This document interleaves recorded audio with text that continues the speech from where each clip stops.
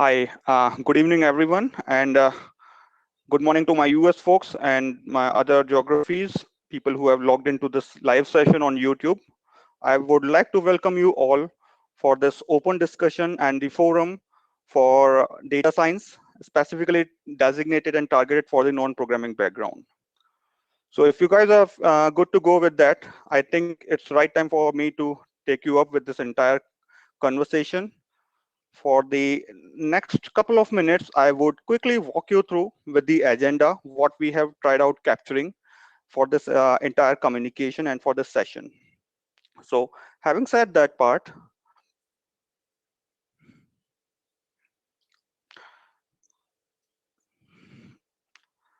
let's go and have some keywords and the takeaways, what we are going to cover and discuss in this today's session. So very first part would be to talk a bit on the data analytics, what the data analytics is all about. We will try to have a brief understanding what exactly the data analysis means to us and why it is so popular in this 21st century and being called as the sexiest job as of now. Then next part of our communication and the conversation would be to talk a bit on the data science and machine learning, because everyone understands that these keywords are very much saleable these days, right? So we must have the right clarity about what each of these things stands for us. What does that conveys? And the third key point here, what we actually are here for, is to focus on the data science and machine learning with the non-programming perspectives, how this can be relevant for us to shape our career and to look for a better future there in this space. Then we'll spend our time to discuss and learn the differences between the various keywords related to the data science and analytics industries like data science, data analysis, business analysis, data mining, machine learning, deep learning, artificial intelligence. So how these things are similar or different from each other or being interchangeably used in the industry. Because many of the times these keywords are actually used knowingly or unknowingly interchangeably. So we actually have to have a right clarity between all these terminologies. It is very essential so as to get the right clarity. And the fifth part would be to get through and understand the tools, what could be relevant for us being there from the non-programming background.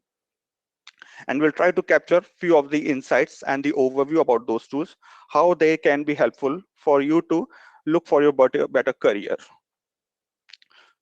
Then the last part would be to talk a bit on the case study, which I have identified for a generic purpose, which is very much popular and frequently used in the industry. So these are the 6 keywords, or you can say the takeaways, what we are going to cover in this session, one after the another. So here we go with the first and the very important aspect, and let's have a discussion on the analytics as a whole. Now, when I'm talking about the analytics, we have to have a right clarity with what the data analysis is all about, because we are living in the world where each and everything is very much surrounded with the data.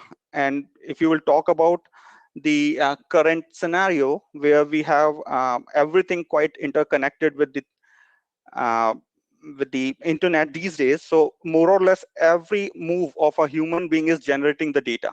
So if I would have to talk about what is data analysis in a simple sense, what you can see on your screen in this slide, I would ask you to just go ahead with the simple keyword that data analysis is just like any attempt to make sense of the data is data analysis.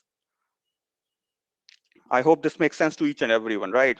So the point is very simple. Any activity, any attempt with the help of which you are trying to make sense out of that data. When I say data, it could be structured or unstructured, whatever the way it is coming to us. So the activity, what you are doing to drill down with the data in order to get some sense, some information, some interpretation from that is actually comes under the terminology of data analysis. So these are the supporting keywords you can see, because we are living in a world which is surrounded by the data.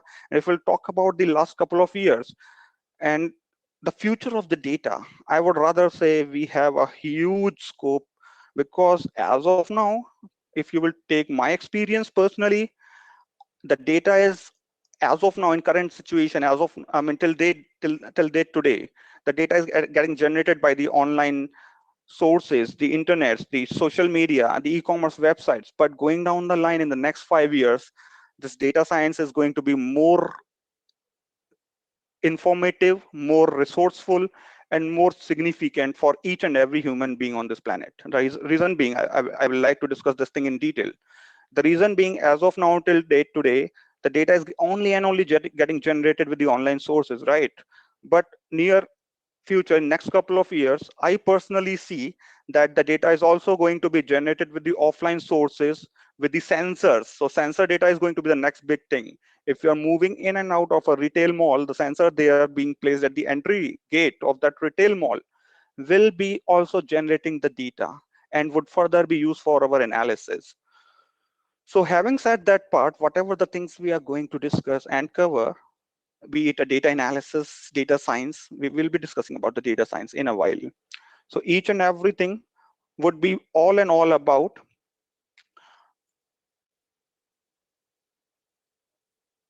uh, all and all about what these things are for, right? So let me explain you what is data analytics. So if I would have to talk about what is data analytics, I would simply be saying any attempt to make sense out of the data, correct? Now, why we are trying to put a lot of efforts to make sense out of the data, this is important, right? I mean, I could have ended up my conversation just by simply putting this line for you to understand this is what the data analytics is. Now, the point is why we are doing this much efforts to make sense out of the data, to get the information out of the data, right? The answer would be just in one single statement: to gain and to get. What? That is one important thing, the competitive edge. That's it. That's what the data is all about. I hope this single definition is necessary and sufficient for us to identify what is and why is data analytics is so important for us, be it whatever you are doing or to any extent scalably. So having said that part, this is what we are going to discuss and cover back and forth. Let me take few of the more inputs so as to strengthen our understanding. There are several techniques used. Just a moment, let me get some drawing tools so that I can highlight the areas.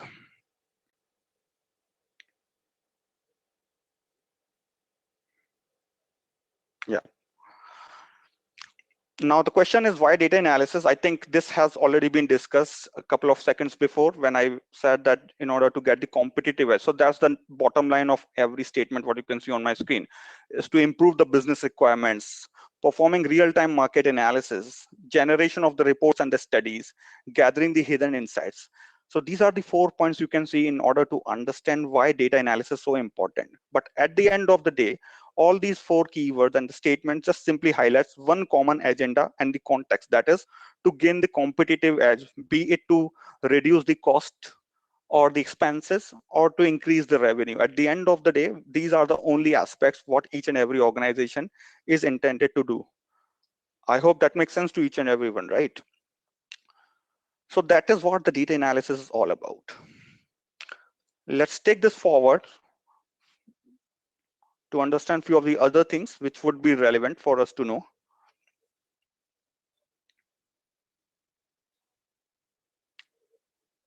We have been talking about data analytics, data science, data mining back and forth again and again. The question always comes in our mind, what actually the data is, or whether this makes any sense for us to understand these definitions or not. So I would like you to understand the clarity and to have the right understanding with all these keywords, being the beginner or the fresher in the industry. So I would like to start and put the quote there, that the facts and the statistics collected together for the reference or for the further analysis. This is what you can understand in the context of data. And if I would have to quote, I mean, based on my personal experience, if I have to quote what the data science and the data analysis is, I would say the process of beating the data, torturing the data until it speaks by its own. This is, I mean, I can place that as a second quote at the top of it. I would reiterate that thing once again. I mean, in case if you want to take this definition of data science and data analytics on a very lighter note, you can put it more like torturing the data until it speaks by its own. That means until it's giving its own information, just like any uh, culprit speaks the things into the jail. So let us now take this forward to understand what is data science. So we always have these two keywords being used back and forth again and again, interchangeably or synonymously being called as data science and data analysis. So I believe it is the right time for us to understand what the similarities we have between the data analysis and data science, and what are the differences we have in between these two terminologies. So let me put that very clearly here before I walk you through with the slide. What is data science? Each one of us would be having the different interpretation with this definition, because data science as a whole is very subjective. If you will take my definition, I would simply say in a necessary and sufficient keyword, that's science of dealing with the data is data science. That's it, full stop. I can put it like necessary and sufficient keyword. And then in order to make it very easy and comfortable for you to understand, I can further extend that sense.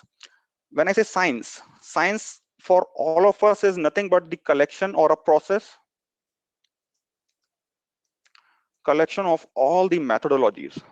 Kindly ignore the typos, guys, because I have been using 2 or 3 different laptops interchangeably. So I hope you all will be ignoring that spelling sense so far. Otherwise, my typing skills are perfectly fine. Okay, so collection of all the methodologies or techniques, tools, or processes in place. That is what the science is all about. Yeah. Now I'm just getting stick with that keyword of in place to deal with the data, right? Now the second definition, or the second part of this definition, I am now extending. So when I say to deal with the data, what are all the things you can think in terms of dealing with the data? To a certain extent, I can think of sorting the data, filtering the data, summarizing the data, merging, appending, correct? And before that, I can think of sampling, mining,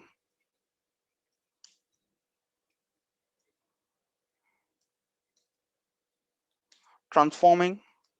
So these are the things which you can think. So whatever you generally do with the Microsoft Excel or SQL is what comes under this tagline. Or visualizing,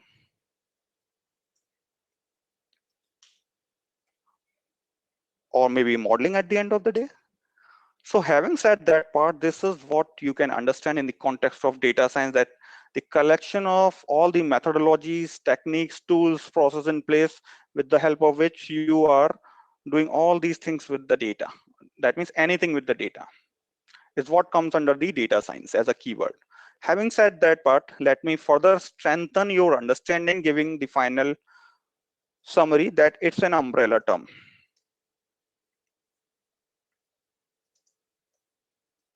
or umbrella terminology. When I say umbrella terminology, that means be it whatever you are doing with the data, that actually counts under the data science.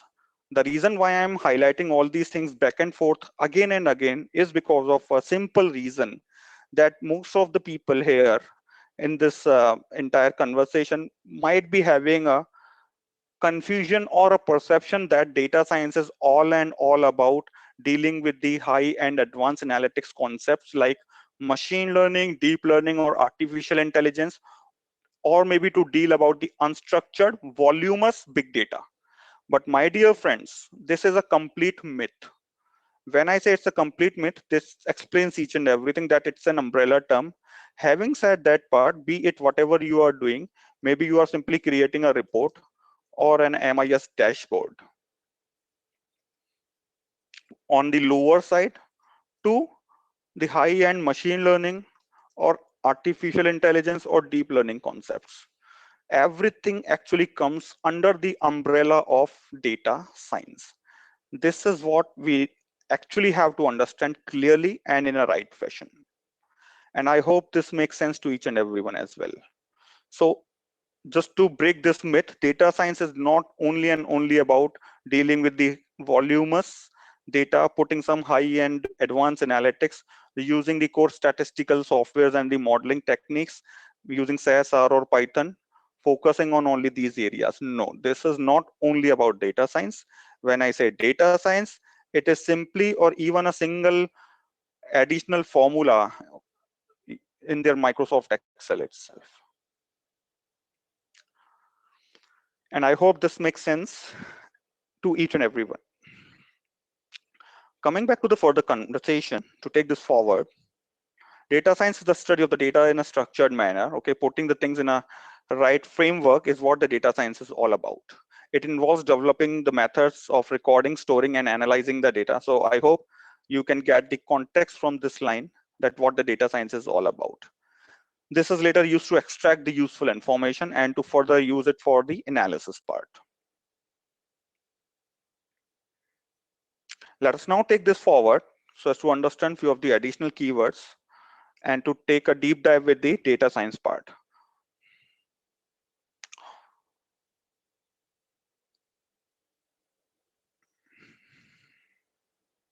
Quantitative data analysis to help steer strategic business decisions. That means data analysis could be qualitative or quantitative. On the other side, quantitative data analysis further helps us to steer. When I say steer, that means to derive the business decisions, to strengthen them, and you can actually optimize the resources, sales force, marketing strategies, the bandwidth available, and the rest of the other things.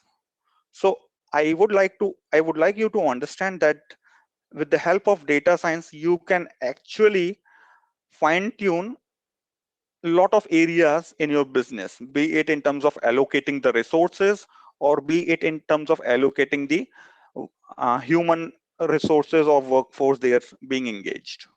So this aspect of data science is about uncovering the findings from the data. That means hidden patterns, hidden trends, or the ideas from the data. This is what generally what we are using the data science for. This is further used for understanding the complex business behaviors, trends, and the inferences. It's about surfacing hidden insights that can help enable companies to make smarter business decisions. So if you will just sum up with this overall point, one thing is very same and contextual, that at the end of the day, data science is again used for us to drive our business in a right direction so as to optimize the budget allocations, fundings, resources, and the sales force. When I say sales force, that means the human power engaged with that. So just to give you right clarity, okay, not going much beyond into that detail. Say for an example, if you have 4 CR rupees for an organization, and if you are just allocating that 1 CR, 1 CR, 1 CR into 4 zones, like for print media, for digital media, for the social media, and for the other activities. So if you are blindly putting that 1 CR for all these 4 channels, then might be a scenario that print media may not give you that much return. Okay, out of 1 CR, it may be in a loss, giving you only 50 lakh return.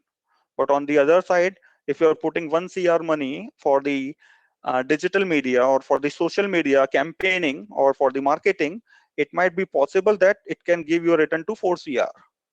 So this is something which you are doing without analysis, but with the help of analysis, you could have reduced this funding on the print media. It could have further added the part there in the print media. So these are all the areas where you can think of using the analytics and the data science part.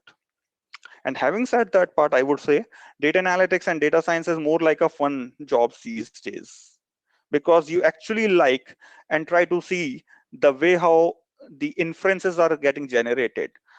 I mean, I would like to share one of my example. Particularly, I did one project recently when I was in USA for the leading retail industry that's called I would probably not give a name to that. So I actually did the detailed analysis on the data, which I was supposed to mention and talk about, and to give the consultancy to the largest retail channel to tell them where a particular product has to be kept in the entire retail store being spread in the very large space. What should be the position of that particular product, at what height a particular product should be kept, at what angle a particular product should be kept. So if you can see, like if a store is having a space of 10,000 square feet, that's a big area really, okay? Then having a range of somewhere close to 3,000 products. When I say 3,000, it's like 3,000 varieties, different products. So we actually did the detailed insights and the analysis where we were telling at what location in the entire store a particular product has to be kept. I mean, in which shelf, at which position. Should that be at the end of the store, or should that be right at the beginning of the store, of the retail mall?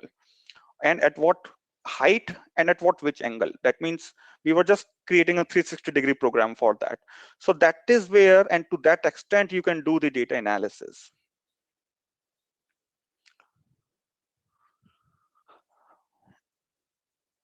Taking this forward,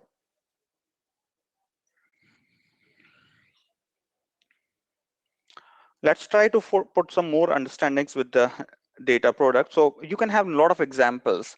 I mean, most of the companies are actually having and driving their business because of the evolution of the data science itself, right? So if I will keep on talking about the application areas of data science and data analysis, I mean, this 1 hour would be very less for that part. If you are just moving here and there, uh, Netflix, Spotify, all the mobile apps. I mean, one thing you would still be wondering, right? I should not actually be talking about all these things, but one thing is very common these days. If you are downloading any application, even that application is focused on the data or not. Like suppose if you're downloading any news application, right? So they would probably be asking you to get all the access to the locations, the photo, print media. So whatever you have in your mobile, they will ask you to get the access to that, right? Why is it so? Because they want each and every minute information of you being an individual. If I would not go far beyond all these conversations, 3 or 4 years before, there was a rumor in the market that Flipkart was planning to shut down their URL based website and was planning to go 100% on the mobile app. If you will tell me the reason why is it so, I mean, you will find thousands of the reason, but most of you would be correct in their understanding. There was a one particular strong reason why they were planning to get complete 100% operational with the mobile application, because the web URL based services could not be that personalized. But if a person is using their smartphones and purchasing something, that piece of information, that means that data is more reliable. And this has been commonly said, if there was going to be any fourth world war, that is for sure be happening because of the data only, right? If you are just going through with the daily news channel, so USA, day before yesterday, I was watching through the news.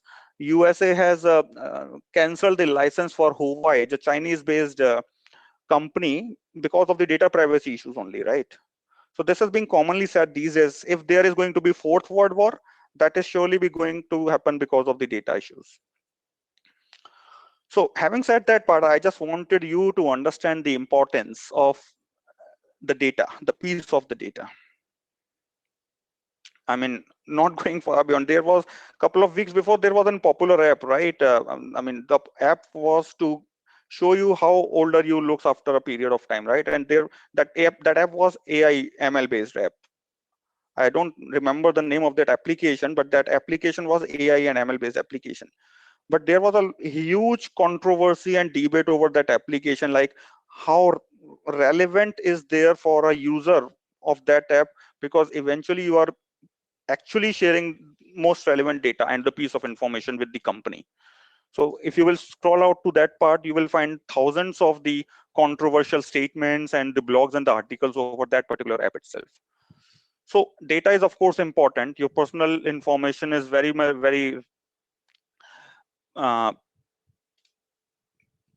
fruitful and I would say priceless for the organizations to help them their identifying their business strategies. That's what all I can talk about. Let's take this forward. I mean, you are drilling down, the organizations are drilling down with the data, with the help of which they are defining the data product, what they should be coming into the next part, right? And this all happens because of the insights and the analysis.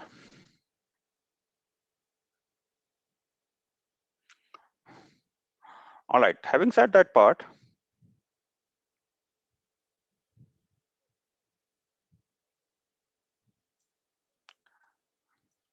let's take this forward and have a further conversation over one of the most common topic and the widely used terminology these days called machine learning. As you can see on my screen,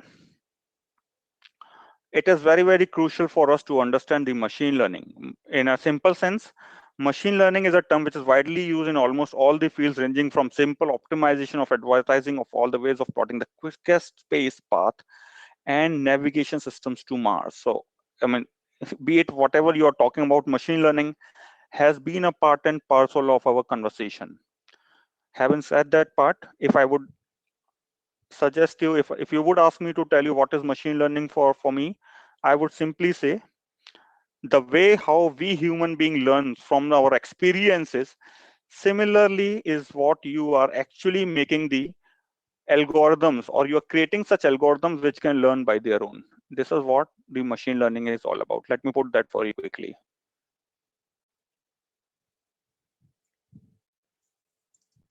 So if you will talk about what is machine learning,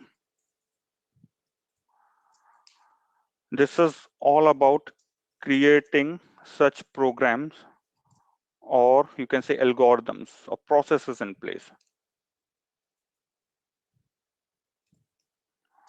which can learn and evolve by their own. When I say evolve by their own, that means if you will take the analogy, just like the way we human being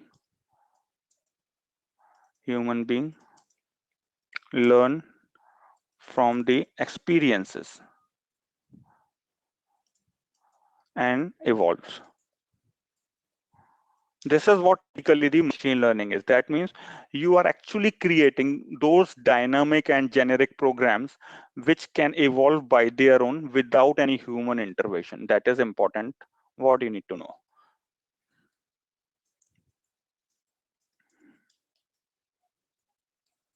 That's without human intervention. Okay.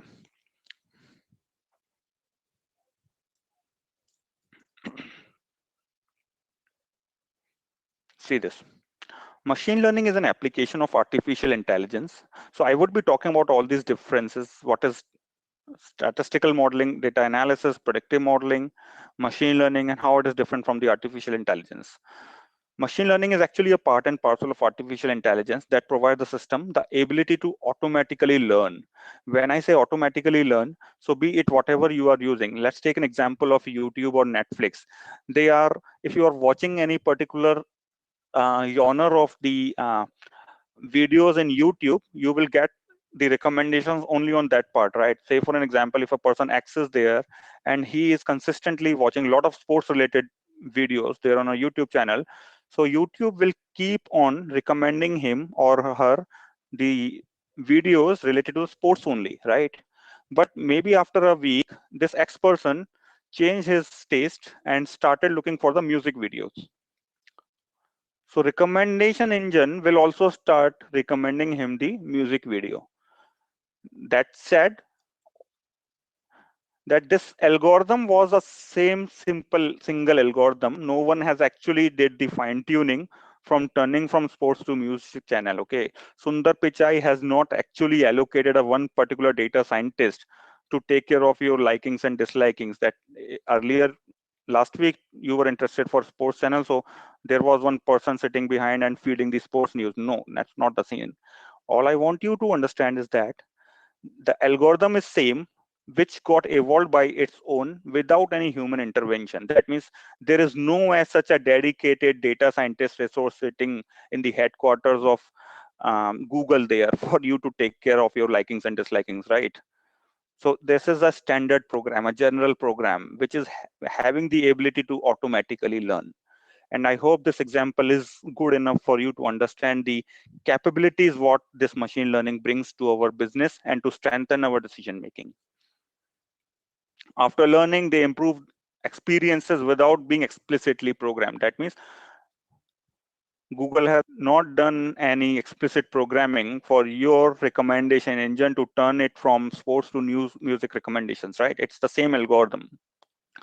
This technology focuses on the development of computer programs that access the data, use it, learn for themselves. So Google driverless cars, robotics, all are the implementations of the machine learning, which actually enhances, learns with the data they are experienced with. This is what typically the machine learning is all about. Let's take and focus on the ideas. And before I jump into that conversation, it is very, very crucial for me to highlight the core idea talking about the data science and machine learning. Because machine learning is actually a part of your data science, because data science is an umbrella term, right? So if I would actually help you to understand all these things, you can put it more like a Venn diagram where you have statistical models, the general modeling criteria, then you have this one overlapping with the machine learning. So machine learning is the automation of the individual fine-tuned programmed model, which we just have discussed. If you want to attain or achieve more accuracy in your machine learning models, then you actually go with the deep learning. So this is your deep learning, guys. Deep learning is nothing but having multiple layers of machine learning algorithms is what the deep learning is. And collectively, your ML and DL part being associated with the computer science softwares and the hardware equipments is being called as artificial intelligence. So I can very well say that artificial intelligence is actually an amalgamated form of the ML, machine learning, and DL, deep learning at the end of the day. So, but all these things, be it whatever you are doing, is coming under the umbrella of data science. So we are focusing on data science. So the point is, who is a data scientist?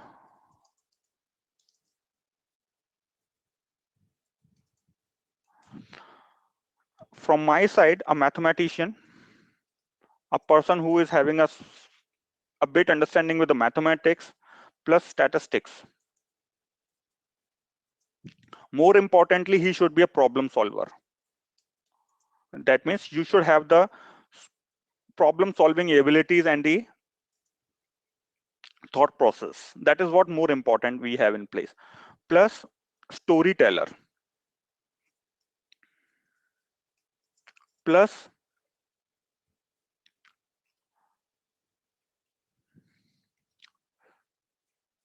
visualizer who can visualize the data. And most importantly, he should have a detailed understanding with the domain. So I am highlighting this part just for a simple reason that, I mean, there is one thing left, which is what we are focused here, guys. Programmer.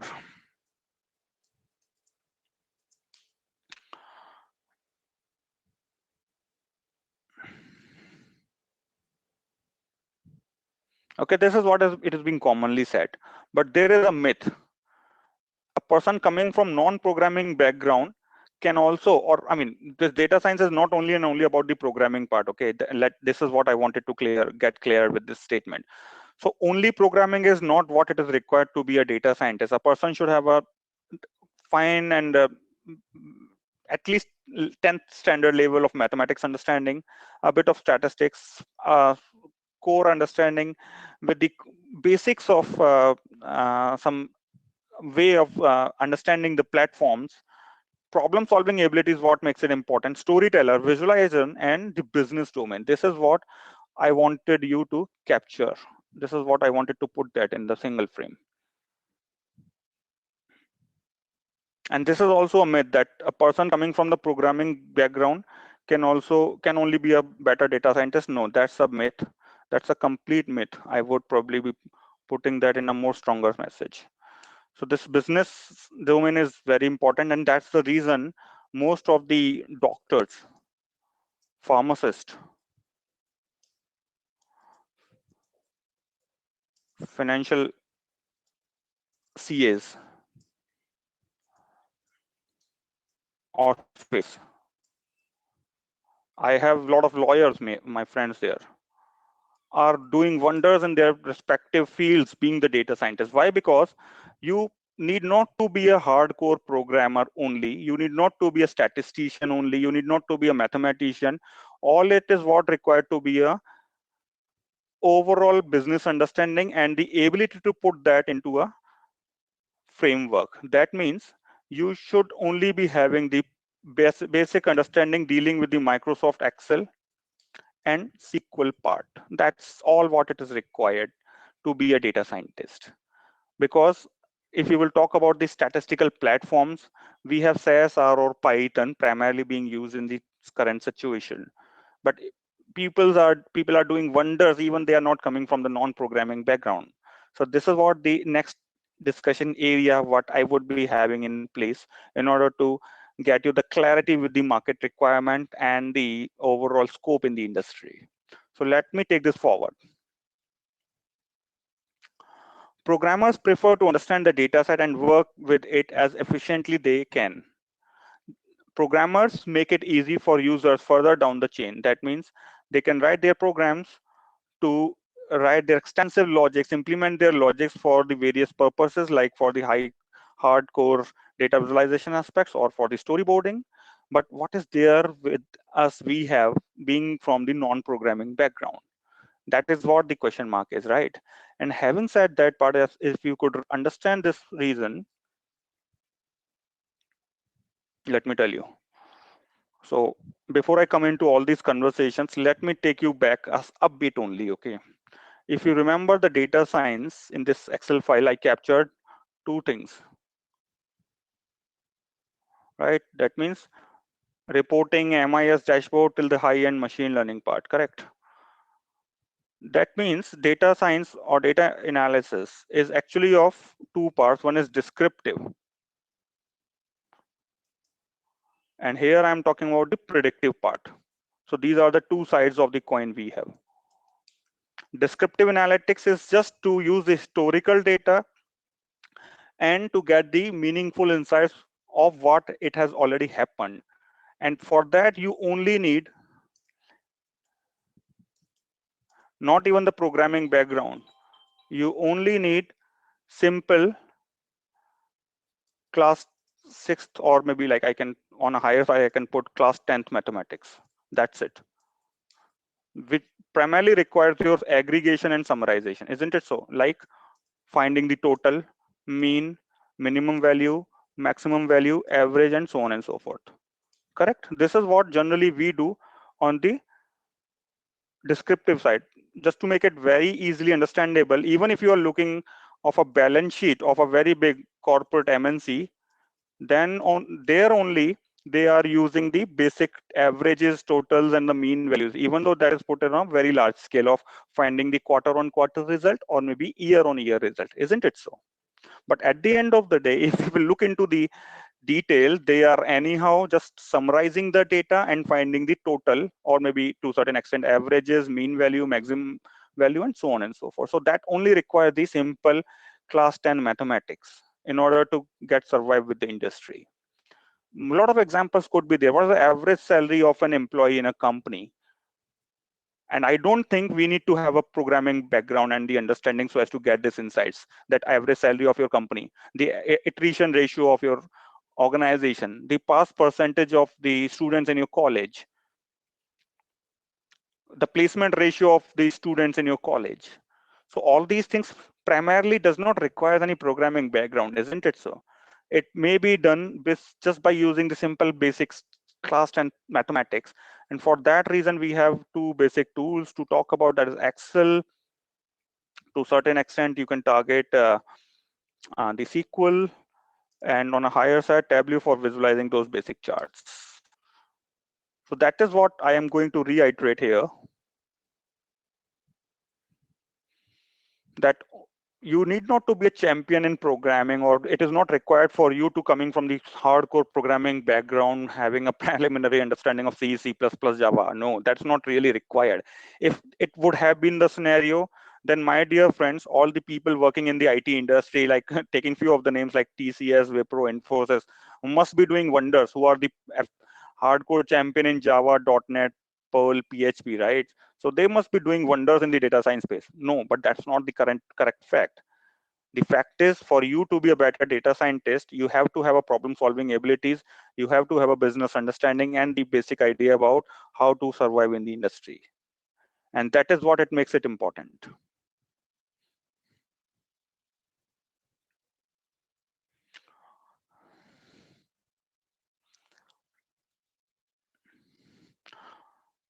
So for non-programming background, who are actually looking to attain easy analysis and visualization of the data without having an in-depth knowledge of coding. So there are, I would say, if you will talk about the proportions, still in the current situation, 60 to 70% of the work still lies with those areas where a person probably need not to have a programming background. 60 to 70% of the work in the industry, the opportunities in the industry, still lies to those areas where it is really not required for you to come from the programming background.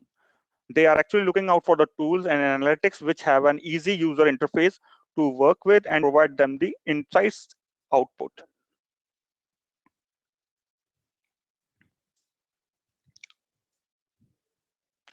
Let's try to focus and identify the differences between the core keywords like the data science and machine learning. I believe I have already discussed that a couple of minutes before, that machine learning is actually a part and parcel of a data science, whereas data science is actually an umbrella terminology. Machine learning is a specific way with the help of which you are creating algorithms which need not to have a human interference. This is generally done on the large volume of the data where you are developing the proof of concepts, optimizing the requirement, tuning the algorithms, furnishing the proof of concepts further, and innovating the existing data. Whereas data science is the overall terminology where you are focusing on the career growth, enhancing the skill sets, whatever it is required for you to understand and analyze the data, operational research, experimental design, and the data economics. So if you are not able to grasp all these, or maybe not able to relate all these terminologies, I would still be liking you to get stick with the previous conversation that machine learning is actually under the umbrella terminology of data science, where I can say this is one another context.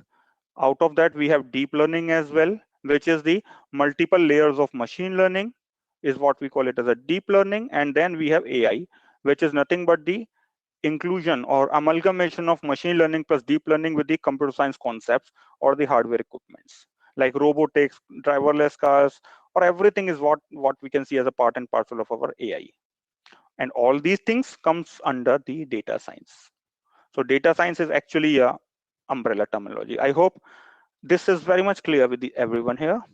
Let me now take this forward with whatever the time remaining we have.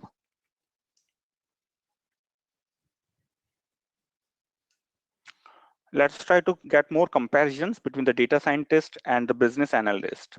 People working in the BPO industry is also being designated most of the times as business analyst, and people who are coming from the IMs or IIT backgrounds coming in the leading MNCs in the and the analytics sectors are also given the designation of business analyst. So what does that really means? As discussed earlier, business analyst focuses more on the database design part, project management, data optimization, and designing the report. That means this person is more inclined or having the detailed business understanding with the help of which they actually try to put the approach how this problem will be solved, and based on that we further use the data science methodologies. So business analyst is most likely a person which actually tries to understand the problem statement of a specific domain, be it like the financial industry, the legal industry, the healthcare industry, the retail industry, and then try to identify the solution using the data science skill sets.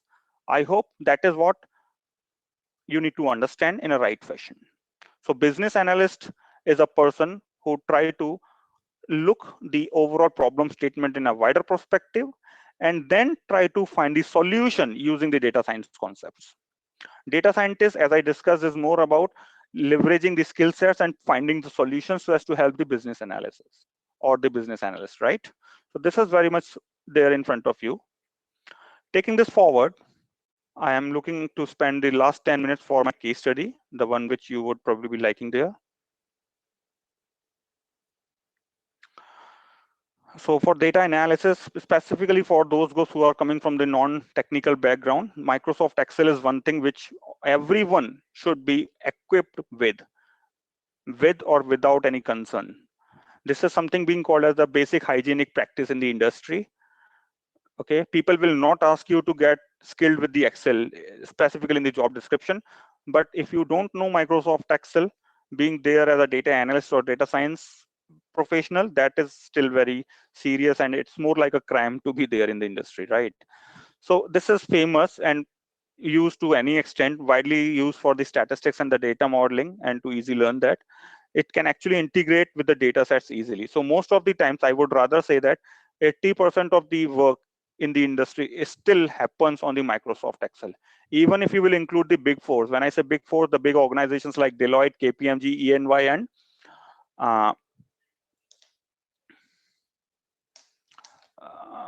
Deloitte, KPMG, EY, and I just missed the last one. I mean, sorry for that. PwC, yeah. All right. So we have another tool that is being called as Tableau. So these are all the tools what you can think in under the umbrella of data analytics. This is a free tool which connects to any data source. It creates the data visualization maps, supports generate from the different. So these are the tools which is primarily used for the data handling and data visualization purpose, specifically the Tableau. We have other tools along with the Tableau, which is very much popular these days, like Power BI, ClickView. And these are the tools which requires some working with the data used for manipulation, and the topmost part is SAS. SAS is one of the most widely and frequently used statistical software for us to handle, manipulate, and analyze the data. The reason why it is so popular is because it has all the capabilities available within that, which primarily a statistical tool should have, be it to process the data, transform the data, or to visualize the data, or to statistically do the machine learning and other things there. So we have all the available capabilities there in SAS, and that is the reason this is one of the most favorite tool among the professionals, even though it is having a heavy licensing cost. So one thing is very important, that this SAS is very, very fast. When I say very, very fast, I can share my personal experience. I have worked on a one single SAS data set. When I say data set, that means it's more like a table of 40 GB. That is the speed and the extent what SAS serves to you.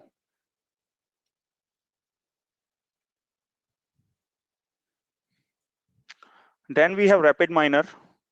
RapidMiner is again one of the very frequently used tool, which is integrated with the data science platform. So you can do the statistical modeling into that. It can actually integrate it with the other softwares and the platforms or the RDBMS, I would say, like Excel, Oracle, or maybe SQL, Teradata, in order to catch the data and to do the statistical analysis or maybe machine learning analysis for that. Can make the use of real life data too. When I say real life data, that means the live data can also be passed into that. And that's the beauty of the RapidMiner tool we have. In order to get you comfortable with the overall conversation, I would like to quickly walk you through with one of the very basic and very interesting case study that is primarily based on the segmentation and clustering on the RFM part. The RFM, if I would talk about the RFM, let me make it very clear. The RFM stands for the recency. I would first of all give the context in the next 5 minutes, and then I will walk you through with the steps which you can think of implementing, be it whatever the tool. Either it could be done on simple Excel also, or maybe you can write the solution in R platform, or maybe in Python later on. That's not a challenge. So I mean, before I jump into that part, my dear friend,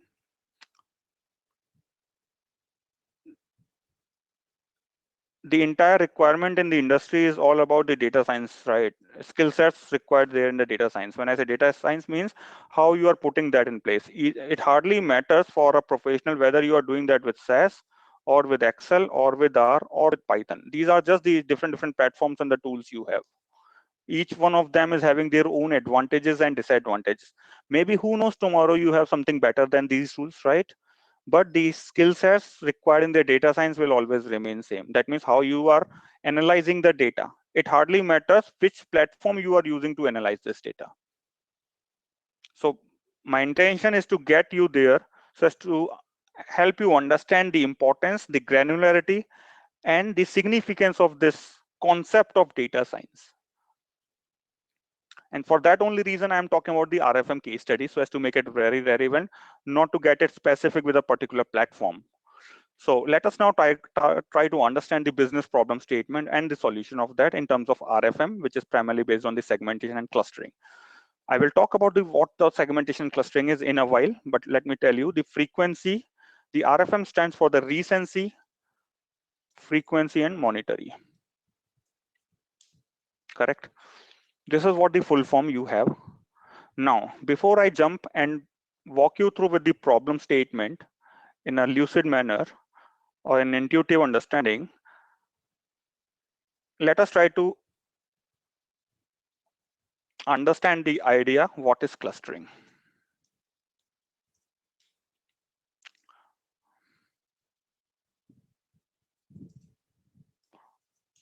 Then we will be talking about why clustering, and then how clustering. Clustering or segmentation are used interchangeably, so not going into that part.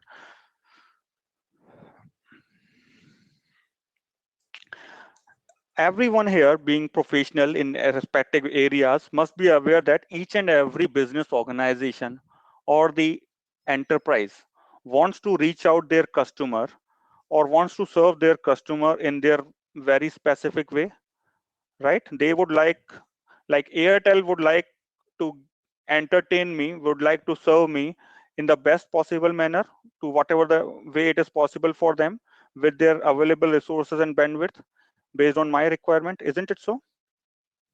But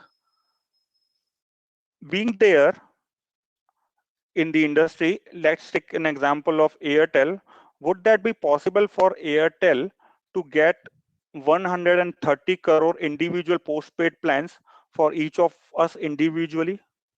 No, that is not possible.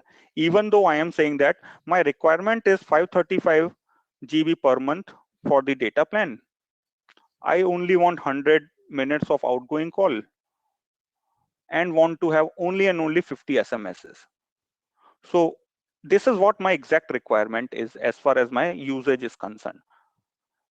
As I told you, each and every organization wants to reach out their customer, wants to serve their customer in a very specific and the best possible manner. So would that be possible for Airtel to create a one unique postpaid plan for me with all these unique specifications? For sure not. So what they want to do, or what they generally do, is they actually group the data in such a way that people having their similar likings, properties, preferences, choices, and characteristics should be allocated into one group. So what I can do is, instead of creating 130 crore postpaid plans, I can probably roll out 10 or 20 different postpaid plans, right? So that is what the clustering is. That means you are clubbing or grouping the similar clients, customers in one group, so that you can reach out to them in a specific manner rather than reaching each of them individually, because that is not possible because of the costing issues, bandwidth, resources issues, right? So this is what clustering is all about. Having said that part, let us try to understand our problem statement.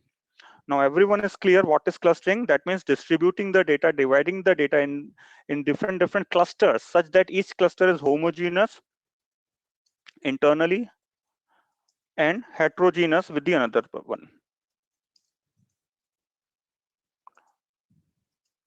Heterogeneous across, right? Why clustering?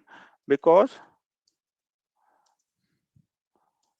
each organization, I mean, I can walk you through with this one. Every business unit wants to reach out the customer in a perfect customized dedicated fashion, but this is not possible, right? Because of the resources constraints.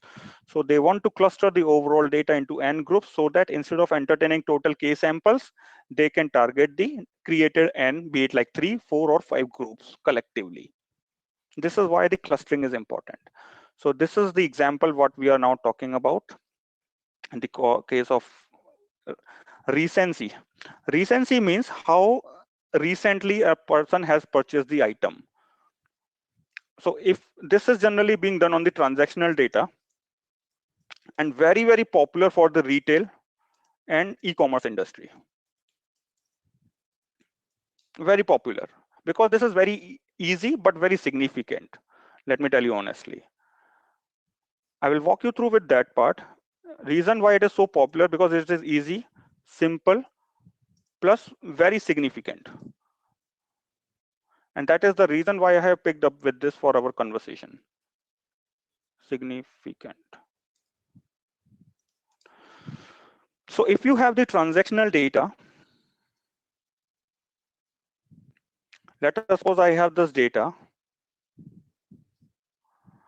Can we get the transactional data grouped or summarized and can identify what was the last time he did the transaction with us? This simply requires the pivoting in Excel, or maybe you can do the group by summary in Microsoft SQL, or you can even put that into the Microsoft Excel pivot table is required. This is something which you can directly retrieve after doing some basic processing in the data, or maybe if you are getting the data in the client level details, you can simply get that. Having said that part, I have captured the numbers like this is the last time this customer ID has done some transaction with us. This is the frequency. That means in a year, 4 times he has done the transaction with us. And this is the total monetary value of the amount he has done the purchasing. Collectively, these 3 parameters or attributes makes a lot of sense for me to identify how valuable each of these customers is so that I can focus on the relevant areas. Let me try to help you understanding this scenario. I hope everyone in this conversation understands the percentiles, deciles, and the quartiles. Percentile means the same percentile what you are getting in your competitive examinations, right? If you have appeared in your competitive examinations, you must have scored 98 percentile marks, right? So percentile is distributing the data into 100 equal parts. This is what we call it as a percentile. Deciling is distributing the data into 10 equal parts. And then we have quartiles, which is very, very important and robust for the statistical perspective, which is all about distributing the data into 4 equal parts. And I am probably using this quartiling feature for doing this analysis. This can be done in the Microsoft Excel or maybe in SAS or Python. I have done this deliberately in Excel for this conversation so that you can identify the flow and can understand the numbers there. Because my idea is not to get you through with the programs. My idea is to get you through with the problem statement and with the solution part. I would like to take 5 more minutes to conclude my conversation because this is very, very easy, simple, and straightforward. Now, what I have done is in this Excel file, I have captured the various quartiles. You can see this is a simple quartile function I have placed there in the Microsoft Excel. So this is the quartile of recency. If you will look into that, I can actually put that number. The reason why I have used the Excel for this particular problem statement is because everyone more or less understands the Excel, right? So this quartiling is done on the recency first of all, then on frequency first of all, and then on the monetary value. I have marked all these values. Like if a number in the recency is between 0 to 26, this is first quartile. 27 to 93 is second quartile. 94 to 225 is third quartile. 226 to 458 is fourth quartile. Using this basic simple Excel formula, you have highlighted each of these quartiles in front of that recency. And similarly is what you have done for the frequency and monetary. This is done in Excel with the simple if then else formula. As far as the programming methodology is concerned, same is what the logic you can write, be it whatever the platform we have in place, be it SAS, R or Python. All you have to understand is the way how the solution has to be drafted out. And as far as the SAS is concerned, R or Python is concerned, your basic preliminary data handling understanding would be sufficient for you to write the code there.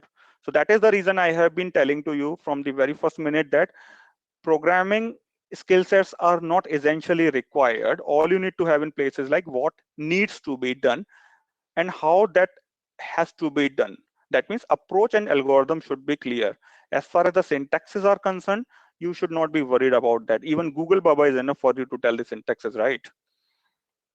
All right, coming into that conversation, what I want you to understand is that I have marked all the quartiles like Q1, Q2, Q3, Q4, where I can say Q1 recency means this particular customer is a group which has done the transaction very much recently. So having said that part, just focus on this conversation. Can I say that the person, if it is falling under the Q1 means first quartile, are very active customers? Being them considering as an active customer, can I channelize the cross-sell or upsell promotional activities to them? Because if a person has done the active transaction very much recently, then he is most likely the active customer, means he is loyal customer, correct? Compared to a customer who has done a transaction with us maybe like 6 months before, who can guarantee whether he is there in the India or not, has been shifted to some other place. So Q1 means very much recently transaction. I can consider them as active. So go for that. Can I say Q1 if a person has falling under the recency of Q1 or sorry Q2 or Q3, they are risky customer because it's been so long that they have not done any transaction with us. So they are risky customer. Can I start the retention campaigning for that? Of course, yes, I should. Most or moreover, if a person is falling into the fourth quartile of recency only, can you see that this is recency, right? Can I say this is something called the churned customer? That means it seems after a particular time period, maybe like 12 months afterwards or 360 days, if you're as per your business definition, they can be considered as churned customer. So you can trigger the reactivation campaigning, isn't it so? So this is one dimension of understanding this problem statement where you can identify which one is the active customer, which one is the risky customer, which one are the churned customers. A very simple one, isn't it so? All you are doing is just simply going and splitting the data into various clusters or being called as quartiles primarily using the basic simple statistical. I mean, you must have covered the quartiles, percentiles and deciles in your school days.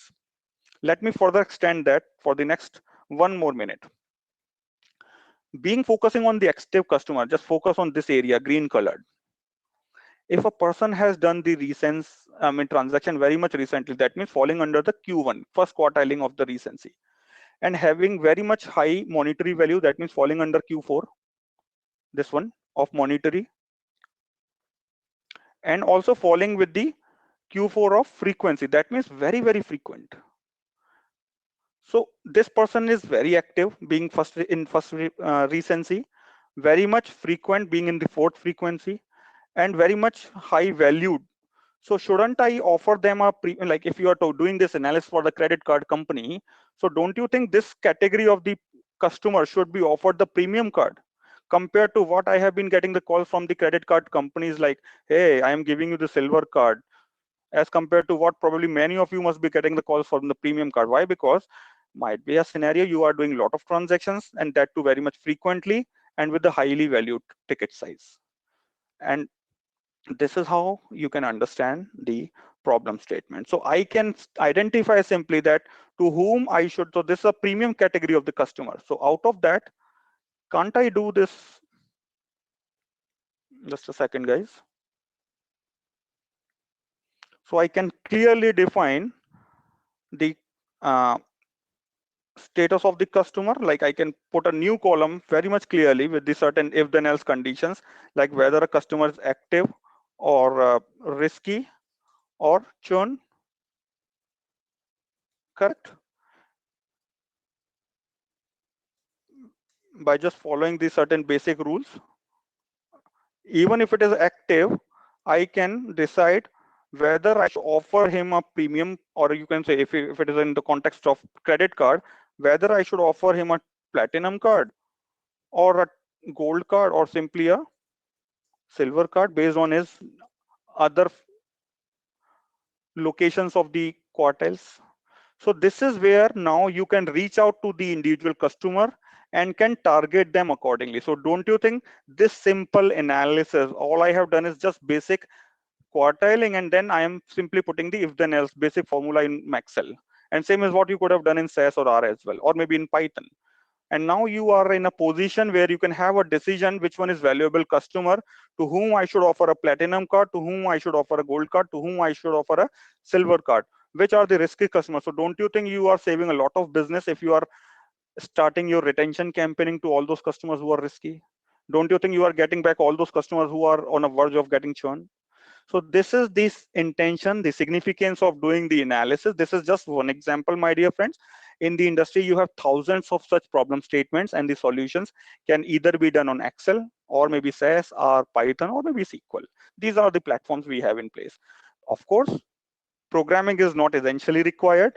People coming from the non-programming backgrounds are also doing wonders in the industry. Be it like I have a lot of doctors, my friends, they are using all these capabilities, or maybe like lawyers, pharmacists, financial marketing experts in the MBA backgrounds coming from the IIMs are doing the wonders.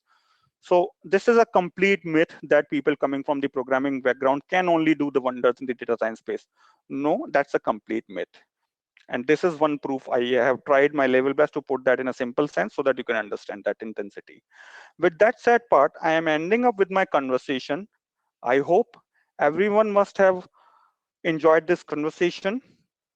And in case if you want to uh, reach out to purchase any course specifically with a discount of 30%, you can connect with the Intellipaat team and can focus accordingly after their conversation. Okay. So with that conversation, I am ending up with my call, and have a good evening to my Indian folks and all my US and other folks. Very good morning to you. Thank you so much. Thanks for your time, and have a nice journey in your career. Happy learning.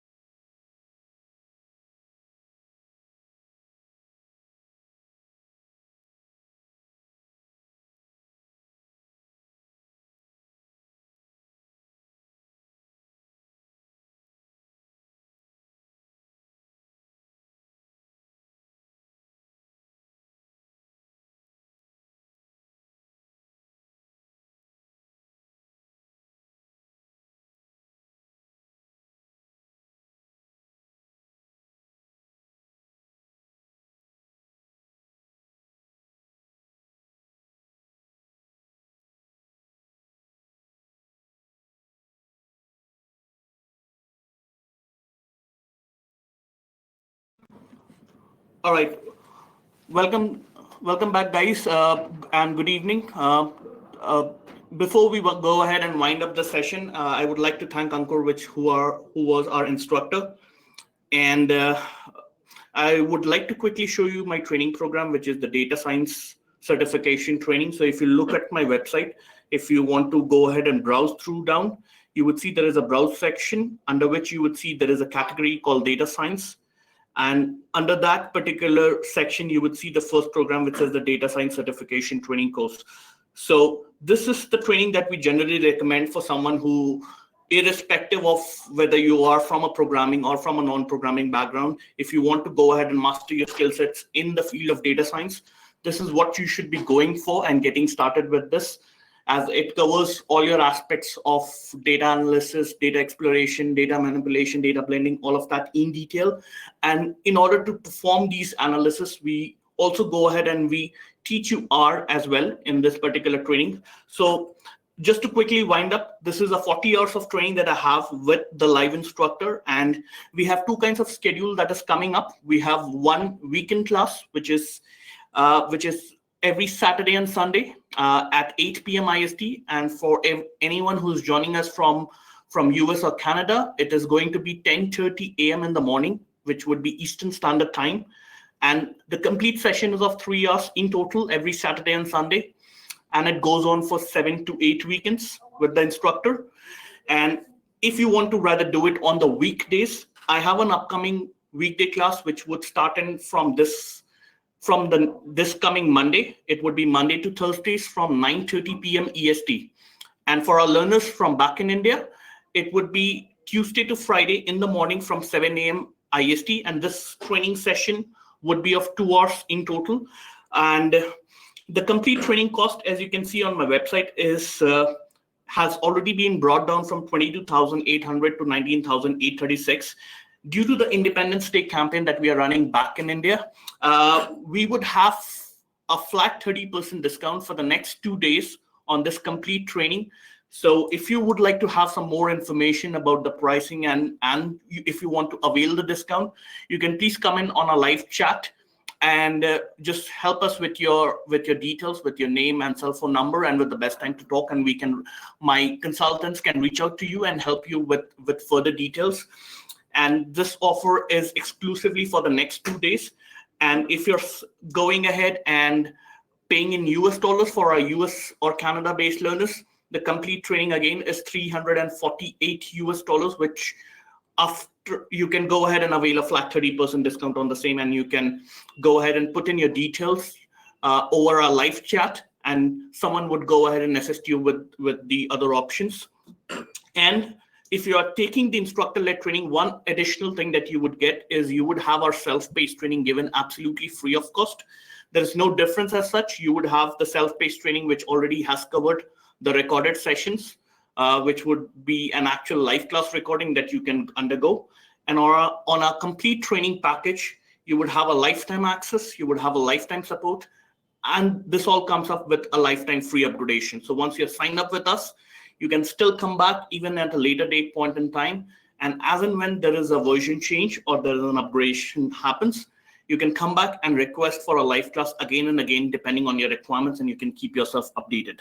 So go ahead and sign up for the program as soon as possible. And I'm sure that this is going to be a benchmark in your career wherein it would definitely help you for a real good transition into the field of data science. And I'm pretty much sure that once this training goes in really well, there would be other options that you would be very much excited to go for. Let it be in the field of integrating these skill sets in the field of Tableau or artificial intelligence or SAS or machine learning. So go ahead and come in on a live chat, and someone from my team would definitely go ahead and help you out. So this is Jazz Benjamin. I'm from the enterprise team. And if you need any further information, you can just drop in on our website or give us a call back at the toll-free number or at our Indian number that you're looking at our website. So thank you so very much for your time, and you have a wonderful day. Cheers, bye.